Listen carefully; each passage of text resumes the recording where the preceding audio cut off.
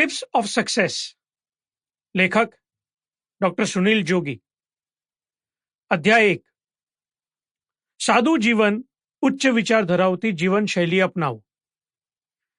એક પ્રસિદ્ધ કવિએ સાદું જીવન અને ઉચ્ચ વિચારને જીવનનો સાર કહ્યો છે. આપણી પ્રાચીન ભારતીય સંસ્કૃતિમાં આપણા તપસ્વી ઋષિમુનિઓએ આપણને સાદા જીવન સાથે પોતાના વૈચારિક મૂલ્યોને હંમેશા ઉચ્ચ રાખવાની પ્રેરણા આપી છે. આપણે બધાએ વેદો, પુરાણો, ઉપનિષદો, આરણ્યકો વગેરે ગ્રંથોમાં એમના વિશે વાંચ્યું છે કે મહાપુરુષો પોતાનું સર્વસ્વ ત્યાગીને જંગલોના શરણે જઈને કઠોર તપશ્ચર્યા કરતા હતા.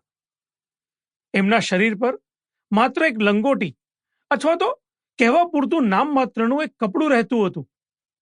જંગલમાં એમને જે લુખ્ખું સુખ્ખું ભોજન, ફળાહાર, ગૌદૂધ વગેરે મળતું હતું એનાથી જ તેઓ તૃપ્ત થઈ જતા હતા. દૈવીય પ્રેરણાથી મળતા જ્ઞાનનો પ્રસાર એ જ એમનો મુખ્ય ઉદ્દેશ હતો. આમ સાદું જીવન જીવવા છતાં તેઓ વૈચારિક રીતે અત્યંત ધનવાન હતા. એમણે આપણને શીખવાડ્યું કે બાહ્ય આડંબરમાં રહીને જીવન જીવવાથી મનુષ્ય દેવત્વ પ્રાપ્ત ન કરી શકે. ત્યાગપૂર્વક યોગ કરવાથી જ મનુષ્ય પોતાના જીવનમાં સફળતાની ઊંચાઈઓને આંબી શકે. વાસ્તવમાં તો એ જ માણસ સુખી કહેવડાવવા માટે લાયક છે. એક અંગ્રેજી કવિએ પણ વાસ્તવિક સુખ અને જીવનમાં સફળ મનુષ્ય વિશે લખ્યું છે. હી હેથ નથિંગ બટ હી હેથ ઓલ. એની પાસે કશું જ નથી, પરંતુ એની પાસે બધું જ છે. આપણા સંતોની સાદગીનું શિખર જુઓ. રાજા મહારાજાઓ એમના દ્વાર પર આવીને એમને સુવર્ણ મુદ્રાઓ ભેટ ધરે છે. માત્ર એમનામાં જ એવું કહેવાની શક્તિ છે, સંતન કૌ કહા સિકરી સૌ કામ. મહારાજ, આ ધન સંપત્તિ તમે તમારી પાસે જ રાખો. આનાથી સંતોને શો મતલબ? આ તો અમારી માટે માટીના ઢેફા બરોબર છે.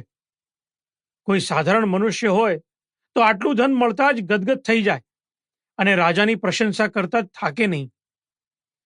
સંતોની સાદગી અને તપને કારણે જ રાજા મહારાજાઓ સ્વયં ચાલીને એમના આશ્રમે જતા હતા.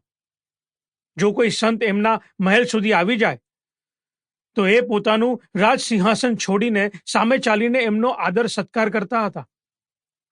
કહેવાય છે કે એકવાર મોગલ સમ્રાટ અકબરે પોતાના નવરત્નોમાંના એક સંગીત સમ્રાટ તાનસેનને કહ્યું કે તે એમના ગુરુ સ્વામી હરિદાસનું સંગીત સાંભળવા માંગે છે.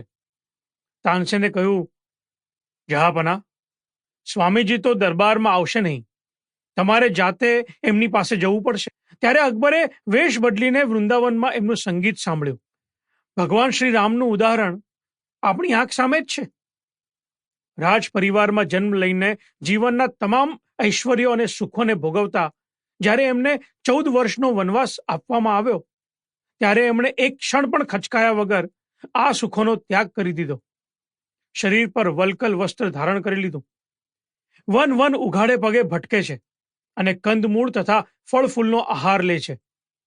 સાદગીપૂર્ણ વનવાસનો સમય પસાર કરવા છતાં એ પોતાની નૈતિકતા, વૈચારિક દ્રઢતા અને આદર્શોને જાળવી રાખે છે. માતા સીતા એક રાજકુમારી હોવા છતાં રામ સાથે સાદગીપૂર્વક જીવન વિતાવે છે અને અનેક કષ્ટો વેઠે છે. છતાં એમના મોંમાંથી ક્યારે પણ રાવ ફરિયાદ સાંભળવા મળતી નથી. ભરત રાજા હોવા છતાં 14 વર્ષ સુધી સંતો જેવું જીવન જીવે છે. ભગવાન બુદ્ધ અને મહાવીર સ્વામી રાજપુત્ર હોવા છતાં જ્ઞાનની શોધમાં ભગવો ધારણ કરી લે છે. આ રાજપુરુષોએ પોતાના સુખોનો ત્યાગ કર્યો. સુખ મળ્યું તો એનાથી છકી ન ગયા, દુઃખ મળ્યું તો એનાથી ગભરાયા નહીં. સુખ દુઃખ બંનેમાં સરખો ભાવ રાખવો એ જ સાદગીનો મૂળ મંત્ર છે.